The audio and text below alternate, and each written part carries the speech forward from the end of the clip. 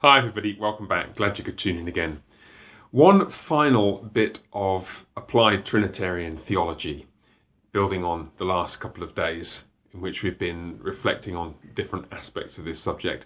And this time, I want to turn it around slightly and explain this by way of showing you what it is that it explains first. Have you ever noticed that if you give yourself to a task, you feel a sense of accomplishment?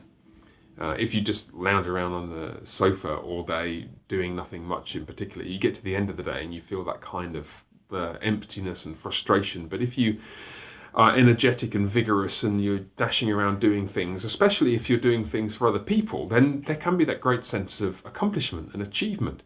Even if you're resting, and obviously it's not great to be dashing around the whole time, all the time, every day. Even if you're resting, there's a difference between the kind of resting when you're fully engaged in something, whether it's reading a book or talking with somebody or having a meal with your family or your friends, and just sort of slobbing around and doing nothing. In other words, where you pour yourself into something, you feel you get something back from that.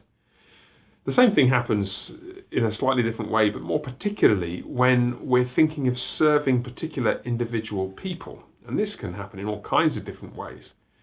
You might give yourself to the task of mowing the lawn for your elderly neighbour every time you mow your own. You're giving yourself to them. You might do something similar, cooking for an elderly relative or somebody who's just had a baby. If you're a parent or a sibling, you'll have an unending series of opportunities around your house to give yourself to your children or to your siblings in just doing the daily household chores that there are around the place. The giving might be a giving of money. If you have a friend who just is in need of something for a short time and you feel able to help provide for them. Obviously, there are all kinds of dangers with that, but there are wonderful ways to give and to share and to provide for people. In all these different contexts, what's happening is you're giving and you discover that you receive something back.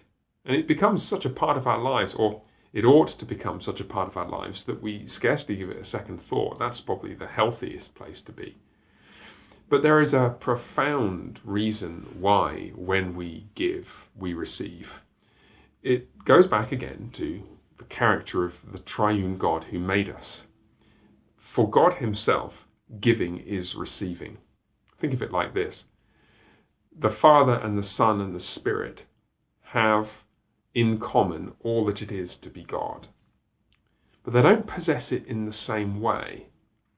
The Father has Godhead as the one who gives it to the Son.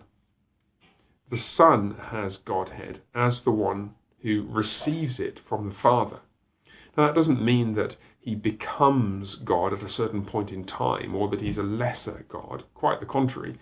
He receives that Godhead eternally, outside of time. He is eternally the one who is receiving Godhead from the Son. Theologians talk about the doctrine of eternal begetting. The Son is eternally begotten of the Father. God from God, light from light, true God from true God, as the Creed puts it.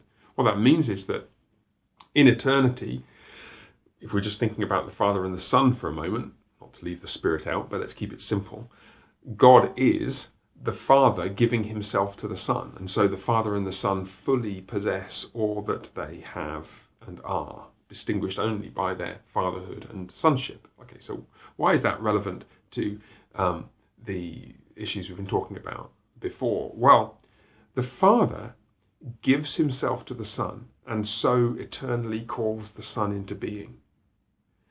And it is only because the Son has being as the Son that the Father has being as the Father. If the Father, let's take the hypothetical situation for a moment, if he were to decide, you know what, I'm going to have the day off and just slump on the sofa and do nothing, I'm going to stop giving myself to the Son. If the Father stopped calling the Son into being, there would be no Son. And if there's no Son, then there's no Father either. because there's nobody for the Father to be the Father of. So you see, what happens in God is that it is by God, in this case the Father, giving himself to the Son, that the Father receives his character as Father. You can now start to see, can't you, how and why that's echoed in human relationships.